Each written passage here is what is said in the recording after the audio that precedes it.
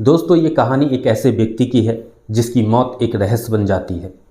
एक महिला अपने शौहर को फ़ोन करती है और उससे एक खास डिमांड करती है। पति उसकी बात सुनकर हल्का सा मुस्कुराता है और सीधा पहुंच जाता है मेडिकल स्टोर पर। वहां पहुंचकर वह इंतज़ार करने लगता है कि जब सभी ग्राहक चले जाएंगे तब वह अपनी ज़रूरत की जो चीज़ है वह मांग सके। जब मेडिकल स्टोर में कोई ग्राहक नहीं बचता है तो दुकानदार उससे पूछता है, भाई साहब आपको क्या चाहिए, आपको क्या लेना है। वह व्यक्ति थोड़ा झिझकता है, फिर धीरे से कहता है, मुझे शक्तिवर्धक गोलियां चाहिए।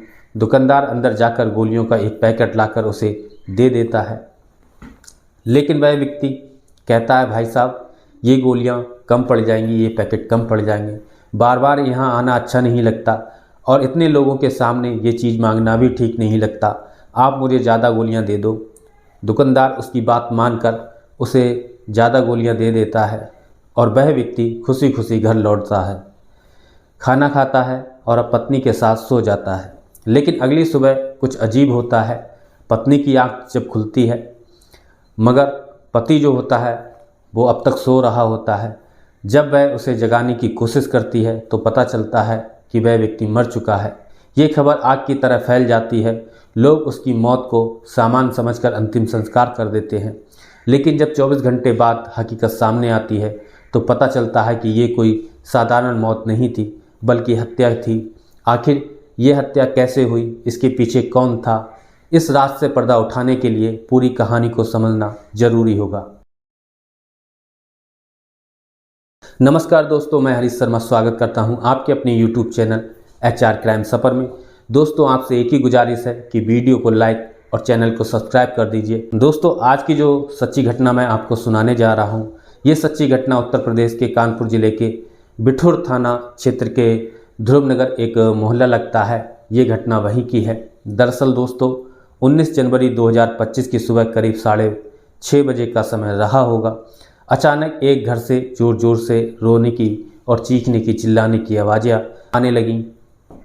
मोहल्ले के लोग जाग गए और हैरान रह गए, क्योंकि इस घर से पहले कभी ऐसी आवाज़ें नहीं आई थीं। घर में रहने वाली महिला, जिसका नाम शबाना होता है, जो कि बहुत ज़ोर ज़ोर से रो रही थी। आसपास के लोग उसके घर पहुंचे और दरवाज़ा खुलवाया। अंदर का नज़ारा देखकर सब हैरान रह गए। शबाना के पति आबिद अली, जिसकी उम्र करीब 45 साल की थी, उसकी मौत हो चुकी थी। शबाना का रो रो कर बुरा हाल था। उसने तुरंत अपने भाई सलीम को फ़ोन किया, घबराई हुई आवाज़ में कहा, भैया तुम्हारे बहनोई अब इस दुनिया में नहीं रहे, वो मर गए। ये सुनकर सलीम तुरंत मौके पर पहुंच जाता है। वहां पहले से ही काफ़ी संख्या में लोग जमा हो चुके थे। आबिद अली की लाश खाट पर पड़ी थी। इस बीच सलीम ने पुलिस को सूचना दी। बिठूर थाना क्षेत्र की पुलिस तुरंत मौके पर पहुंची और जांच शुरू कर दी। पुलिस ने सबको कब्जे में लेने से पहले पंचनामा की कार्रवाई जो होती है वो पूरी करी। जब पुलिस ने मृतक के कपड़े की तलाशी ली तो उसके कपड़ों में से 8 खाली रैपर बरामद हुए। ये सभी शक्तिवर्धक गोलियों के रैपर थे और पुलिस ये रैपर देख के चौंक जाती है और पुलिस ने तुरंत शबाना से पूछा, 8 खाली रैपर तुम्हारे पति की जेब में कैसे आए, कहाँ से आए, आखिर क्या बात है? ये रात को इन रैपर को जेब में रखकर ही सोया था। जब इस तरह की बात की जाती है तब वह कहती है मैंने अपने पति को फ़ोन किया था रात कि कुछ शक्तिवर्धक गोलियां ले आना, क्योंकि जब वह शक्तिवर्धक गोलियां खाकर उसके साथ संबंध बनाता है तो उसको अच्छा लगता है। इसलिए उसने कभी ऐसा ऐतराज़ नहीं किया। उसने अपने पति की खुशी के लिए इसने कभी ऐतराज़ नहीं किया और जैसे जैसे उसको अच्छा लगता था वो वैसे वैसे उसके साथ खुश रहती थी। जैसे ही ये बात सुनी, पुलिस ने लाश को कब्जे में लेकर पोस्टमार्टम के लिए भेज दिया। पोस्टमार्टम के बाद ये लाश वापस आती है और वापस आने के बाद इसका बिल्कुल एक रीति रिवाज के हिसाब से कफन दफन होता है, सुपुर्द खाक होता है। सुपुर्द खाक में बहुत बड़ी संख्या में लोग आए थे, लेकिन ये खबर पूरी आग की तरह फैल जाती है कि एक व्यक्ति ने ज़रूरत से ज़्यादा शक्तिवर्धक गोलियों का सेवन कर लिया था और उन शक्तिवर्धक गोलियों के खाने की वजह से उसकी मौत हो जाती है। अब इसके लगभग 24 घंटे बीत जाने के बाद, 24 घंटे का समय बीतता है अब पुलिस के पास पोस्टमार्टम की जो रिपोर्ट होती है वो आ जाती है और पोस्टमार्टम रिपोर्ट के से ये पता चलता है कि इस व्यक्ति की मौत शक्तिवर्धक गोलियां खाने से नहीं बल्कि इसकी मौत गला दबाने से हुई है। जब पुलिस ये रिपोर्ट देखती है तो हैरान हो जाती है। अब गला दबाने की बात पुलिस को हजम नहीं होती है, पुलिस खुद सोचने पर मजबूर थी। तभी सलीम को फ़ोन किया जाता है जो आबिद का साला होता है। उससे पूछा जाता है कि ये क्या मामला है, इसकी पोस्टमार्टम रिपोर्ट के अंदर गला दबाने की पुष्टि हो रही है, आखिरकार इनका कौन गला दबाएगा, क्यों दबाएगा। जब इसके बारे में पूछा जाता है तो बताता है कि ये उत्तर प्रदेश के जिला औरैया का एक इलाका लगता है, दिव्यापुर के रहने वाले होते हैं। अब से लगभग 20 साल पहले इन्होंने अपने इस पुर को छोड़ने के बाद ये सीधा कानपुर आ जाते हैं। कानपुर के बिटूर थाना क्षेत्र के मोहल्ला ध्रुव नगर में अपना मकान बनाते हैं और यहीं पर रहने लगते हैं। इनकी शादी होती है तो इसकी बहन से होती है, इसका नाम सवाना होता है और यहाँ आने के लगभग 3 साल के बाद उनको एक बेटा भी पैदा होता है।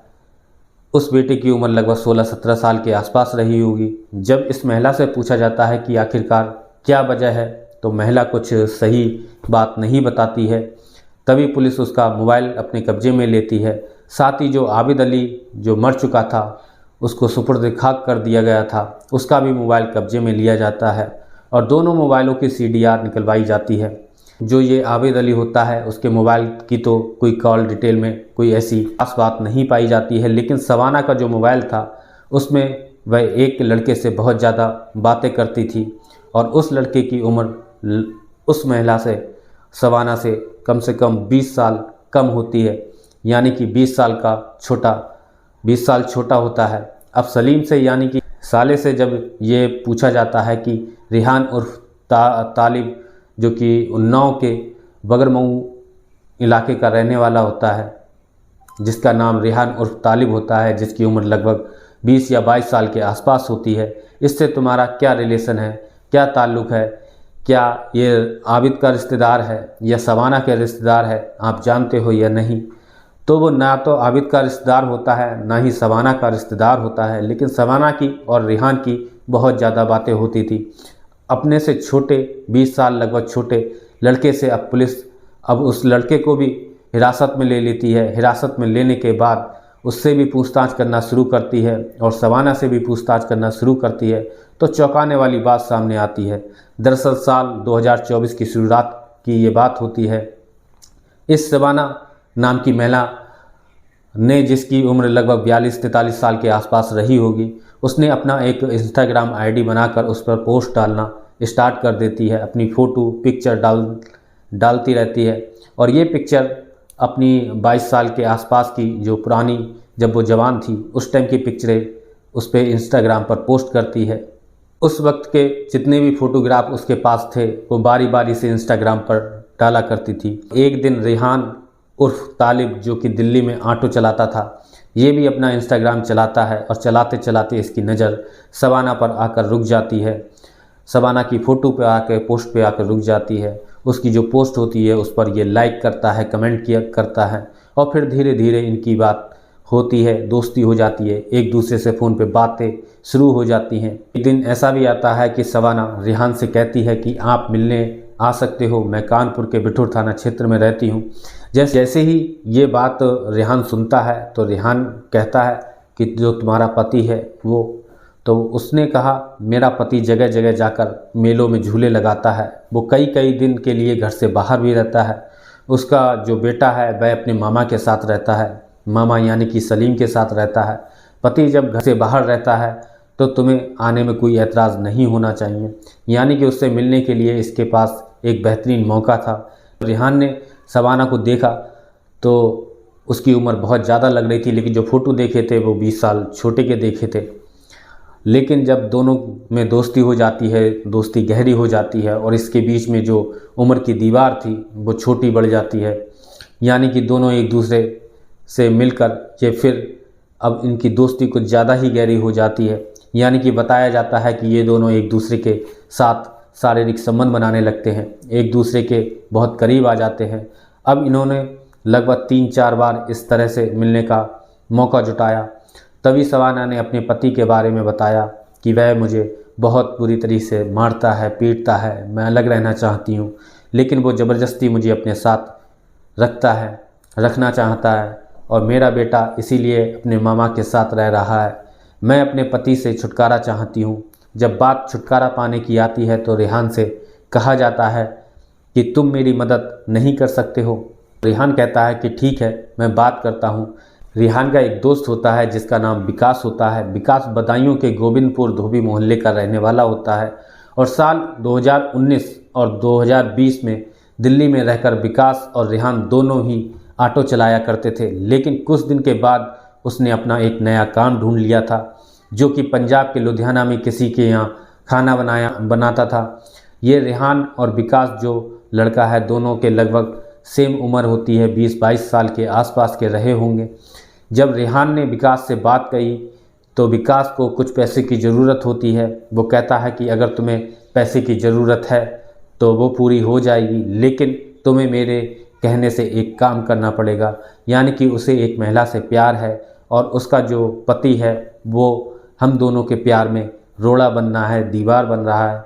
क्यों ना हमें उसे रास्ते से हटा दें। अब यहाँ रेहान ने विकास से बात की और विकास से बातचीत होने के बाद सवाना को बताई। सवाना ने कहा ठीक है, अगर तुम्हारा दोस्त तैयार है तो उसको लेकर आ जाओ। 17 जनवरी 2025 की ये कानपुर पहुंच जाते हैं और घंटाघर के पास एक होटल में रुकते हैं और 18 जनवरी की सुबह की बात है, सवाना होटल में पहुंचती है और वह 20,000 रुपये लेके आती है। 20,000 रुपये देखने के बाद उसको लगता है विकास को कि यहाँ से मेरे ऑटो को ख़रीदने की जो ख्वाहिश है वो पूरी हो जाएगी और इसके लिए वह बताती है कि तुम्हें अब आगे क्या करना है। जैसे जैसे रास्ता बताया था वैसे वैसे वो मान जाते हैं दोनों। और रात यानी कि 18 और 19 की रात लगभग 1 बजे के आसपास का वाक़या रहा होगा। ये रेहान अपने दोस्त विकास के साथ पहुंचता है और जैसे ही दरवाजे को धक्का देता है, दरवाज़ा खुल जाता है क्योंकि दरवाज़ा ऑलरेडी खुला हुआ था। कोई मेहनत नहीं करनी पड़ती है।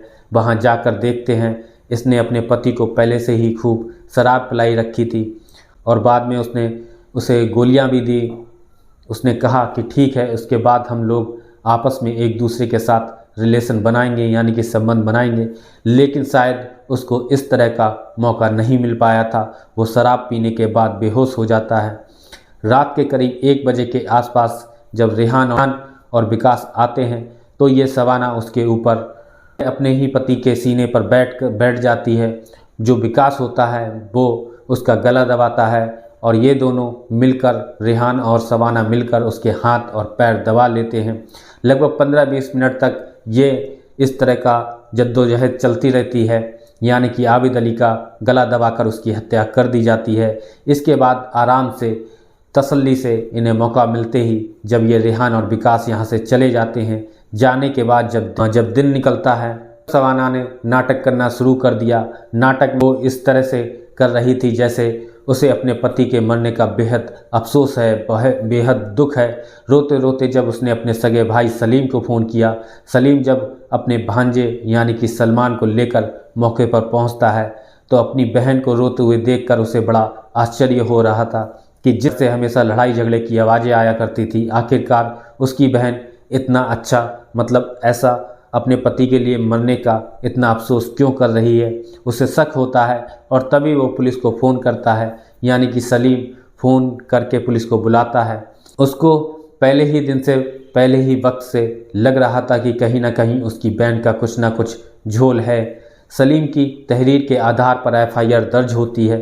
अब पुलिस इन तीनों को, सवाना, रेहान और विकास, इन तीनों को गिरफ्तार करती है और 22 जनवरी 2025 को गिरफ्तार करने के बाद जेल भेज देती है।